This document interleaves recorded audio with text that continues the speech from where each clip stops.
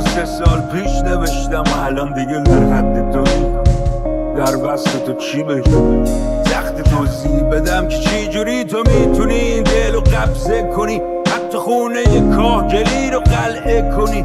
رو تو میشه حساب کرد با چشای بسته دویی، بگو بهش چی مگه به جز اینه که با تو باشم عجب عشقیه که وقتی میبینم جز تو همه چی مشکیه. نه غذا هست نه خواب نه فرار نه قرار، نه زمان نه مکان نه دردام نه درمان، نه جهان نه جهان نه جهان نه جهان نه جهان نه جهان نه جهان. فقط من و تو وسط کهکشان، قسم به نجوم که رسیدم به جنون، نه برعکس کاملا توی که میدونی باطنم چی میگذره دائما، که بیشترش مجادله است توی مراقبم میکنی مقاومم. وقتی از همه چی غافلم میگی برام از این و برام از در و برام از دور تا راه برم تو راه راست، هدف مقابلم و عاقلم عاقلم عاقلم با تو کاملم.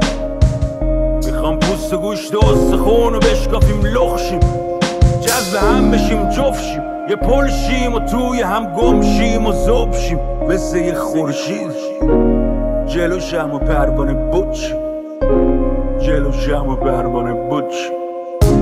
یکی یه نبض یه ما یه مکس، یکی یه نبض یه ما یه مکس، یکی یه نبض یه ما یه مکس، یکی یه نبض یه ما یه مکس.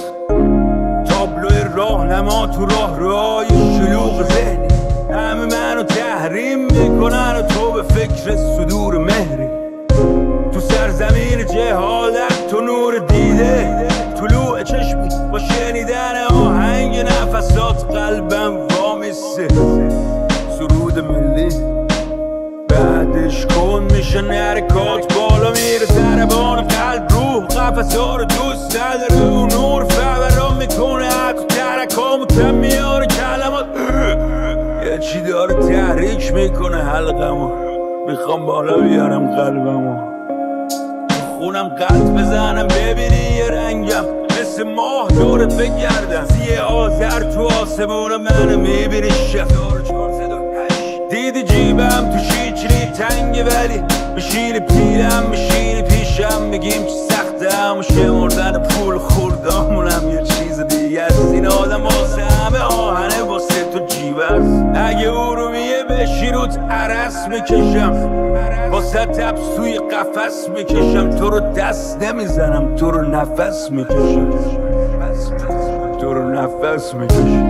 یکی یه نبض